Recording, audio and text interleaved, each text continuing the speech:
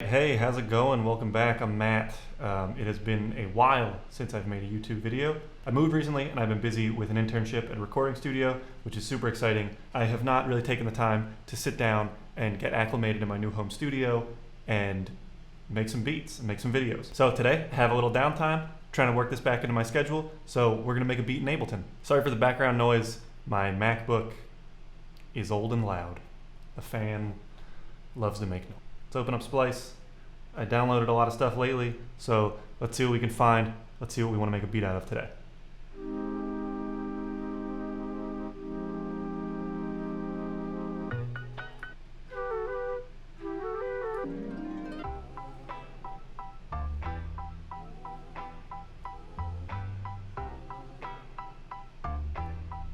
Alright, so I just copy and paste out of Splice, drop it into my simpler sampler.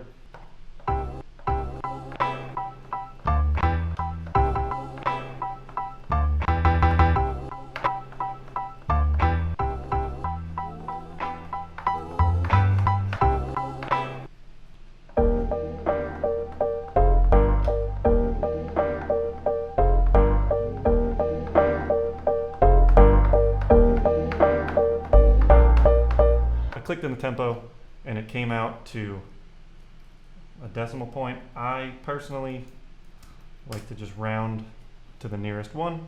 Let's record it in.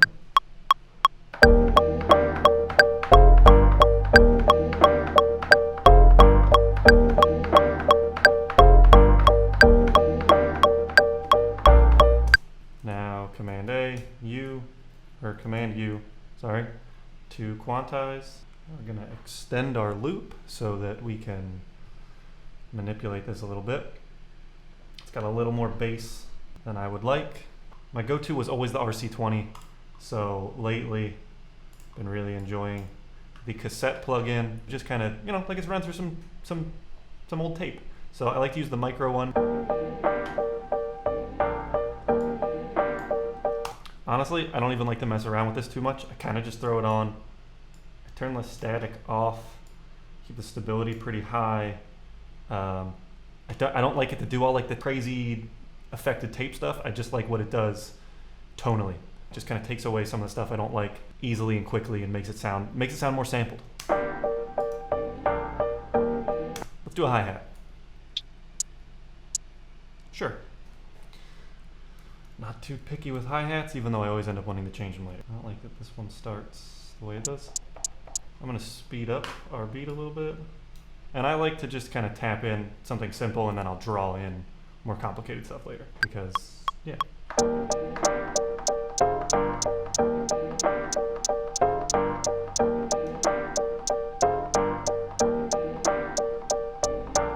For these MIDI portions, I am using my little Novation Launch Key Mini. It's just some pads and I think a 25 key little guy. And here's where we get silly with it.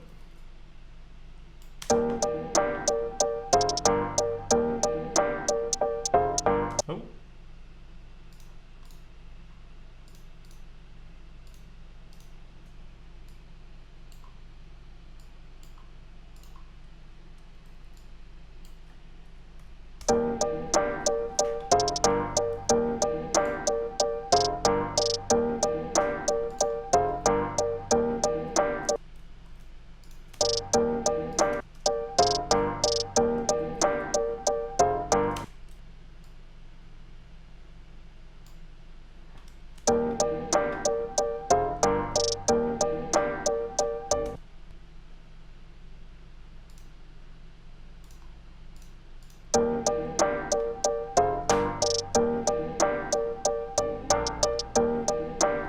That's good enough for me. Let's give it a clap, because I haven't put a clap in anything in a while. Yeah, I like that.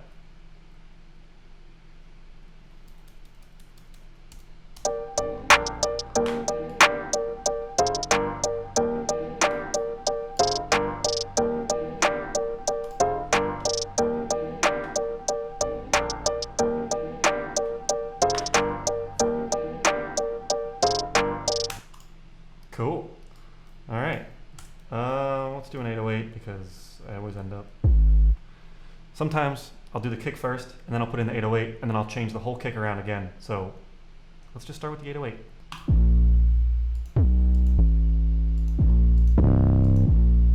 Let's try this. I don't know how that's gonna work.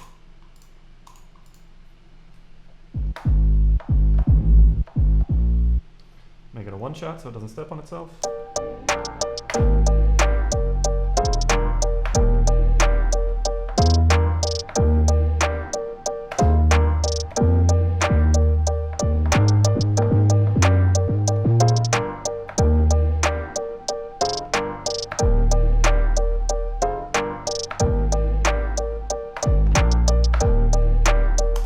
Alright, I like that. I'm gonna keep it simple. I'm gonna keep this one simple.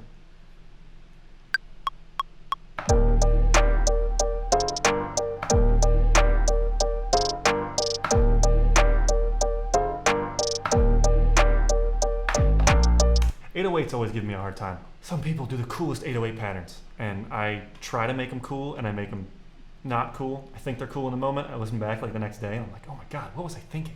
I'm like, why did I think that was cool? I overcomplicated it, or I undercomplicated it, or the dreaded one, I was off key. Get your 808s in key. Don't be like me, kids. All right, let's get a kick in there. I feel like so many kicks sound like just basketballs.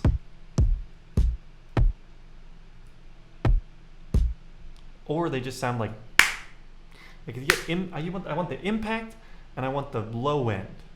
I want the punch and the like ooh, and finding that balance and have it mesh with the song. You'll get ones that sound really good isolated, and then you listen to them with your song and you're like, they get drowned out, or they don't punch through, they don't kick through, they don't kick through. Picking samples can drive you nuts. Try not to overthink it, but don't underthink it either. Find what's right and what feels right, and don't drive yourself crazy listening to a billion kick samples. What the hell was that one?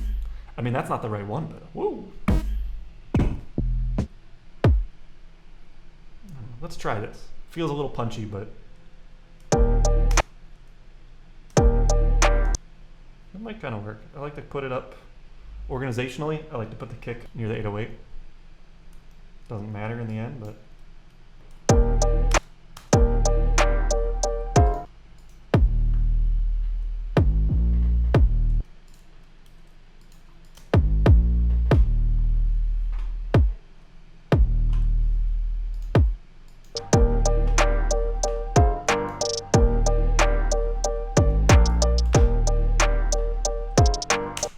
I'm gonna put a little bit of reverb as a return track for our sample, because that's how I feel right now. A reverb I've really been liking lately is the Slate Verb Suite. Let's see, so let's do strings maybe? Let's see, a string room. Let's see what happens when we send it to a string room.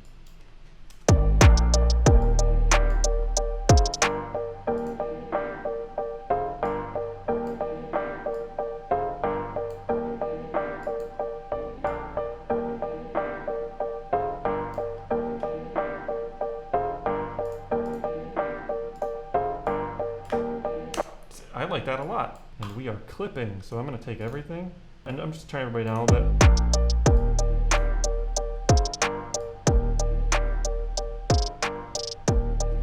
When I'm going to arrange stuff, I like to take it, duplicate it a couple times. I don't know.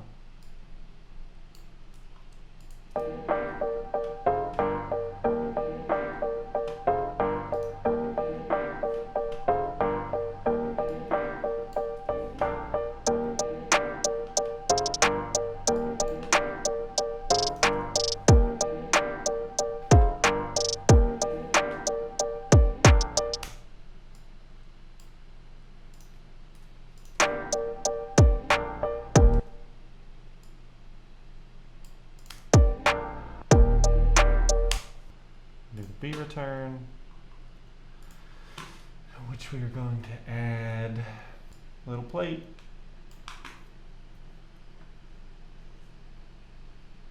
And here, we're going to automate.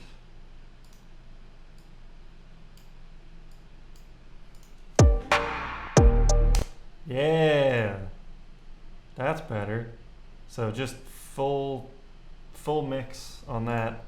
Just for that one note, it's going to send the snare, just to give us a little bit of something to pull us into that full thing.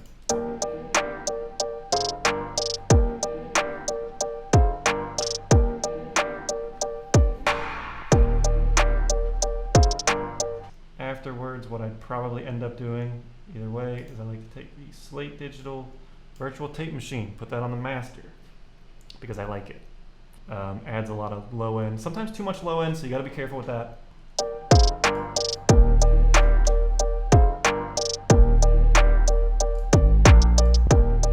So here it is without.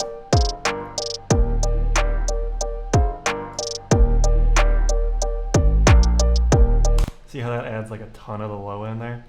So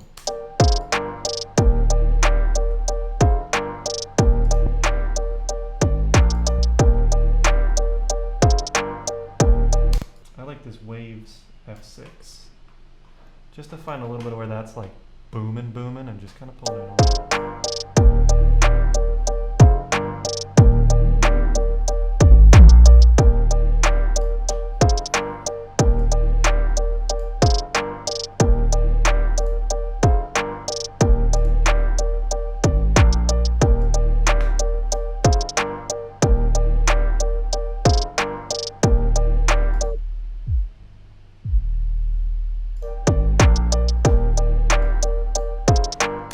Not even a dB of gain reduction on that. I just want to just pull it in just a little, because I don't I really like what the virtual tape machine does, but I don't like how much it exaggerates that low end, so I just want to pull it back just a little bit, just so it doesn't go crazy, just for a beat, just to get it kind of loud and kicking. The Slate Digital VBC FGMU virtual bus compressor. I don't know what the FGMU stands for.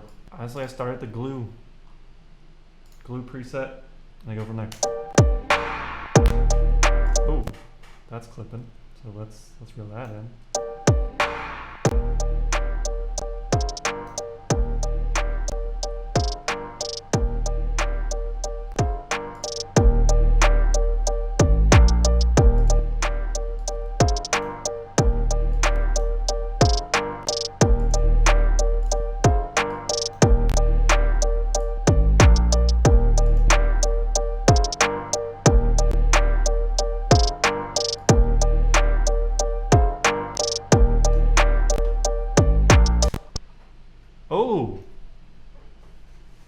Oh, okay.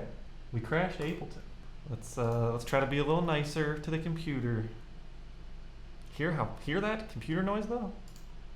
Highest sample rate, or highest buffer size that I can give this thing,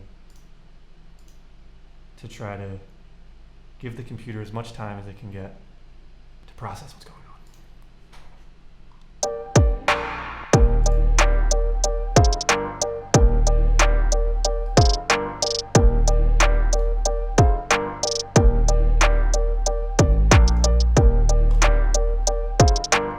It helps it kick a little bit more. I don't do a ton of compression, I don't go wild with it. I just like to do that to kind of get it. Now that it's pulling up some of the higher stuff and the mid stuff and the transients, I might cool it with this.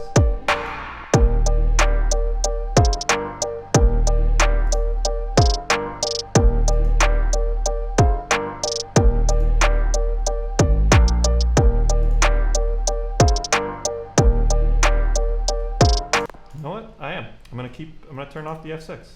My L2, the limiter, just pop it on -1 so I'm not clipping.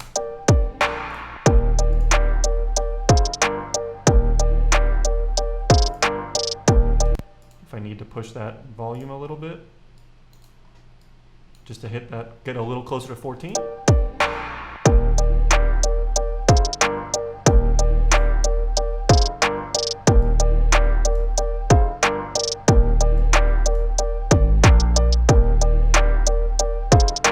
And I'm looking for that 14 number here in this integrated lux. But again, do your research on loudness, because I am not qualified to explain it well.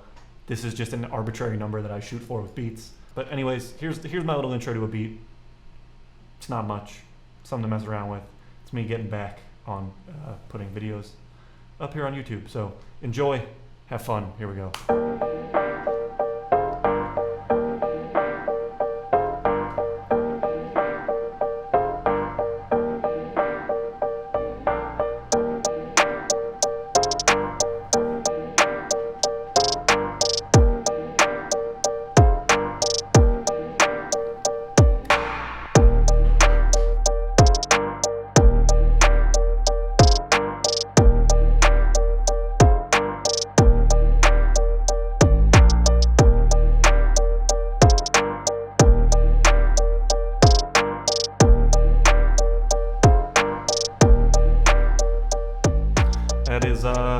That's all I have for you today. If you watch the whole thing, thank you. If you're a subscriber, thank you. I'll be trying to post more in the coming days, coming months, coming weeks, and such. If you like this video, hit the like button. If you found any of it to be helpful, please hit that like button. If you want to see more stuff like this, hit the subscribe button. If you have any questions, put them in the comments. I will respond. Yeah, anything I can help with or anything you want to do, or if you like this beat, you want this beat, hit me up. You can find me on here, Dirtbird Music. I'm also on Instagram at Dirtbird Music. And it's all on the page. Check it out. Thank you for watching. Like and subscribe. Thank you. I'll see you guys later.